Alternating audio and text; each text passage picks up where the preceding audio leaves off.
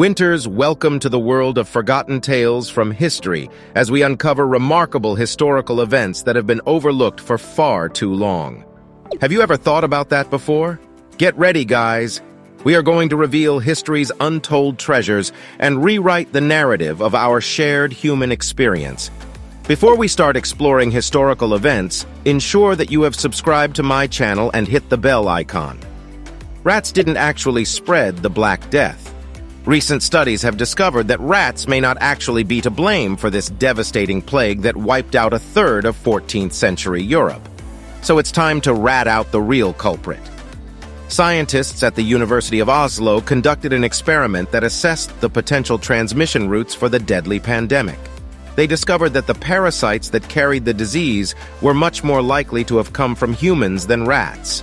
The model showing the disease spread by human fleas and lice matched the death rates of the actual Black Death much more closely than the model involving parasite-carrying rats. The Nina, the Pinta, and the Santa Maria weren't the names of Christopher Columbus's ships. When it comes to Columbus, the only fact that the history books really have right is that he sailed in 1492.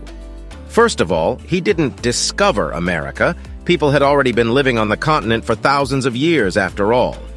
And he wasn't even the first European explorer to reach North America.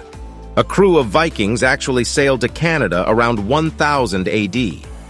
Even the oft-repeated names of his 3 ships aren't historically accurate. In the 15th century, most sailing ships were named after saints. So while the Santa Maria is probably the real name, the Nina and the Pinta were probably just casual sailor nicknames for more piously named vessels.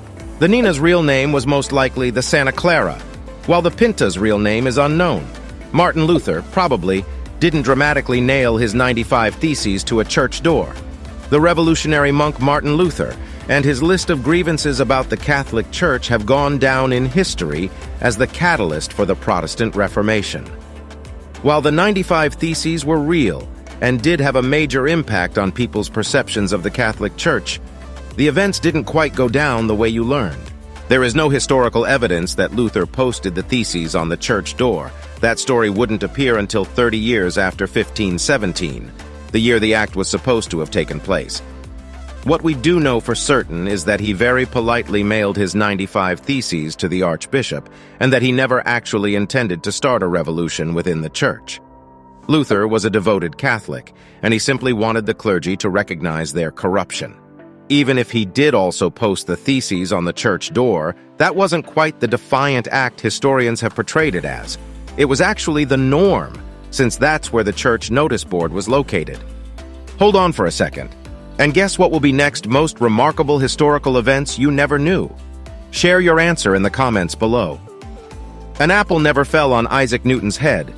The story that the famous mathematician had an epiphany about gravity after being bonked on the head by a piece of fruit is most likely an embellishment of what really happened. The first time the apple story appeared was in a biography of Newton written by his friend William Stukeley in 1792. The account says the notion of gravitation came into his mind, occasioned by the fall of an apple, as he sat in a contemplative mood. Historians believe that he may well have seen an apple fall and begun pondering why it did so, but nowhere in any records of Newton's life does it say it hit him on the head. Ben Franklin didn't discover electricity. Ben Franklin's famous experiment involving a key tied to a kite wasn't quite the revolutionary scientific venture you might think it was. He certainly didn't discover electricity. Scientists already were well aware of its existence in 1752, the year of Franklin's experiment. What Franklin sought to discover was whether lightning was a form of electricity, and he was the first to propose that hypothesis. But, complicating matters, it may not even have been Franklin himself who sent the famous kite into the air. In 1752, Franklin wrote in the Pennsylvania Gazette about the success of the experiment and described how it worked. But he never actually said that he performed it himself. It wasn't until 15 years later that scientist Joseph Priestley wrote an account attributing the experiment to Franklin. Vincent Van Gogh didn't cut off his ear, not all of it anyway. The artist only severed the bottom part of his left ear, and no one knows for sure the reason he did it.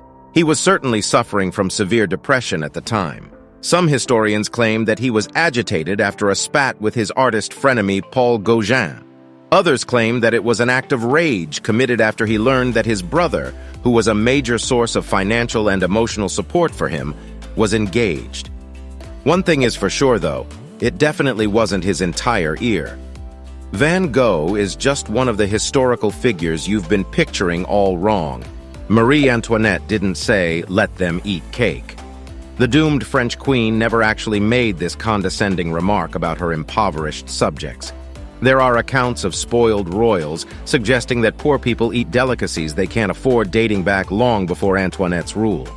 A German noblewoman suggests that her subjects eat a sweet bread called crosem in the 16th century. The "let them eat cake" quote itself first appeared in a 1767 autobiographical account by the philosopher Jean-Jacques Rousseau. He attributes the quote simply to a great princess. Considering that Marie Antoinette was a young girl at the time, it almost definitely wasn't her. Nero didn't fiddle while Rome burned. Ah, Nero, the original unconcerned bystander. While this first-century Roman emperor certainly isn't blameless in the story of Rome's fiery fall, he definitely wasn't playing the fiddle during it. For one thing, Nero wasn't even in the city when the fire began. He was in Antium, about 30 miles outside of the city. For another, there was no such thing as a fiddle in ancient Rome. While Nero was a musician, and supposedly liked to play a harp-like instrument called the cithara, he sure wasn't playing an instrument that wouldn't appear until the 11th century. A Roman historian has claimed that, if anything, he was singing about the legendary fall of Troy when he learned his city was burning, but there were no witness accounts to back this up. I am sure after watching this series of remarkable historical events you have become more informative. Thanks for staying and do subscribe for future videos.